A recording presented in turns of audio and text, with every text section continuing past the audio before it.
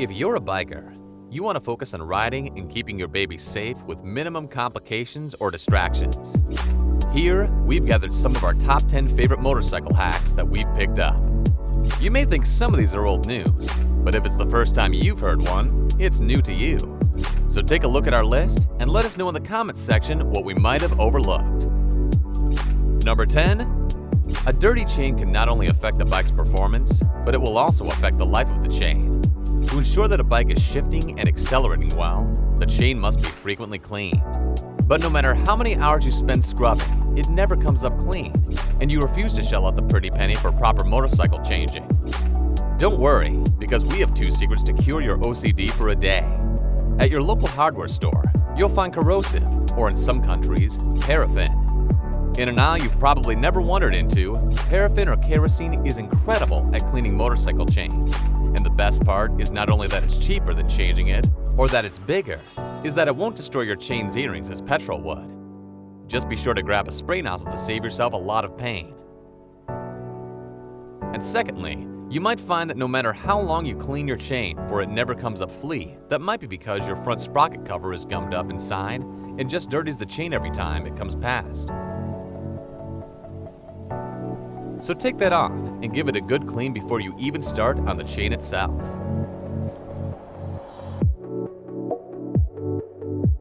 Number 9. Chains deserve more TLC than they usually get. Like when you remove the rear wheel to get new shoes, and the poor thing gets left on the garage floor to attract dust and whatever gunk is on the floor. Well, next time, don't let it touch the ground. Slide the axle back through the swing arms and through the chain once the wheel is removed, so that it can hover over the ground in style, waiting for its rear sprocket to return.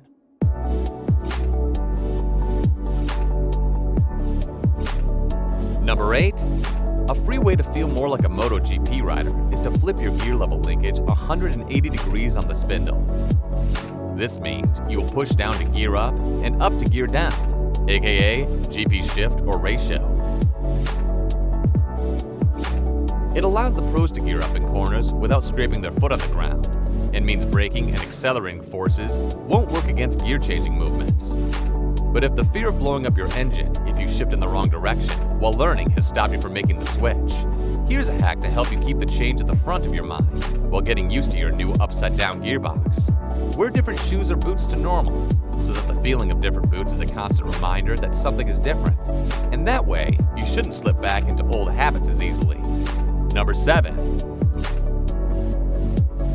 We've all had a bit of fun in slippery underground car parks, locking up the rear wheel or spinning it up no matter how much horsepower you have on offer.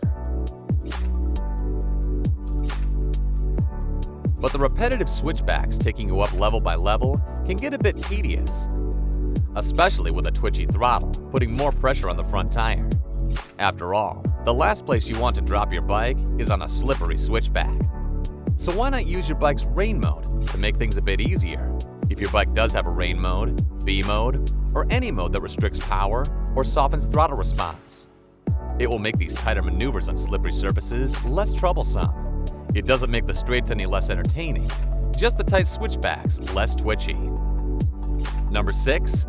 In parking garages, you might try to avoid these machines at all costs. The parking ticket machines.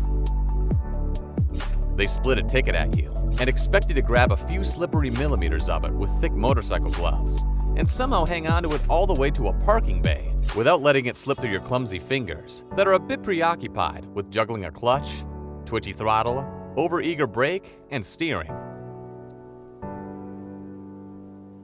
So next time, push the button for a ticket, flip up your fuel tab cover, grab that ticket with confidence, place it in the keyhole, and close the tab onto the ticket.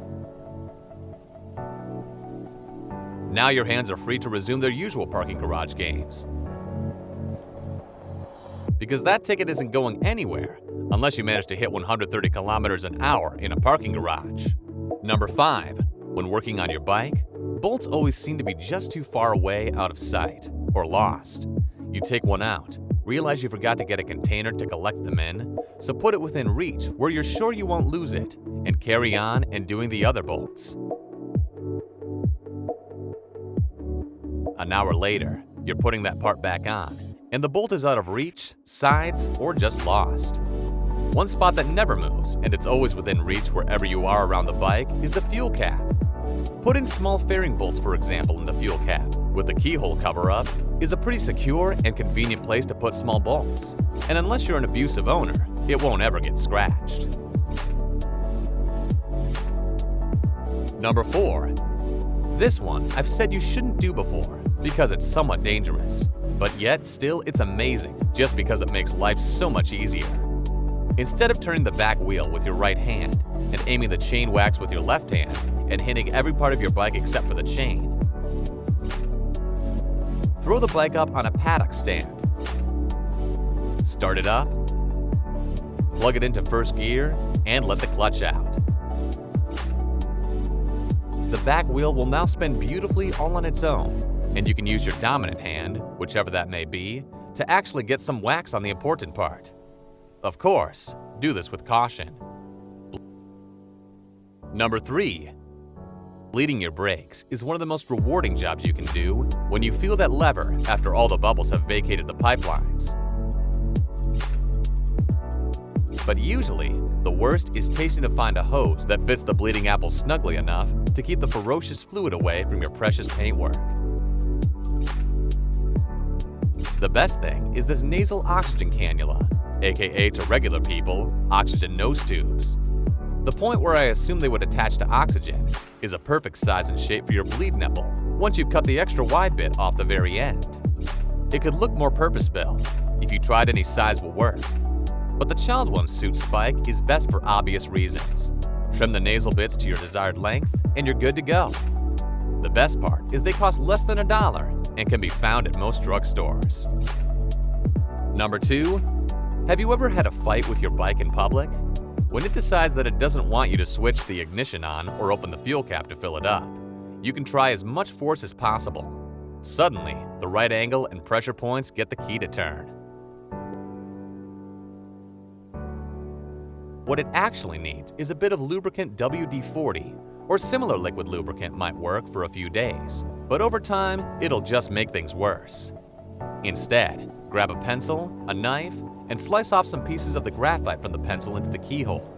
The lead in modern pencils are graphite after all, and graphite is a dry lubricant. Use the key to get it into the right places, and it should feel a bit easier to turn. Number 1. This is a chin skirt. It stops the wind coming in the bottom of your helmet and freezing your nose. Not all helmets come with them, but that's okay, because it's very easy to create a makeshift one if that's what your life is missing. Grab a t-shirt you never wear. Roughly trace the shape of your helmet's chin area onto a sheet of paper about 1 inch wider than the helmet and cut the stencil out.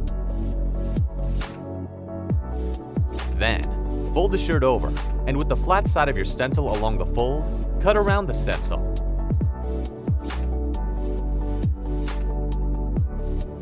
With the untidy circle folded in half, use the handle of a teaspoon to slowly tuck the fabric into the gap on the chin between the shell and the rubber padding until it's symmetrical and taut.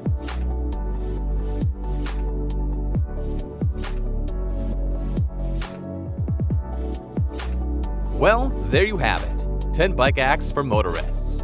In the hopes that a few of these could help you out in your time of need. If you have any of your own hacks, please add them down in the comments below. Hit the like button if you want to see more hack videos, and we'll see you on the next ride.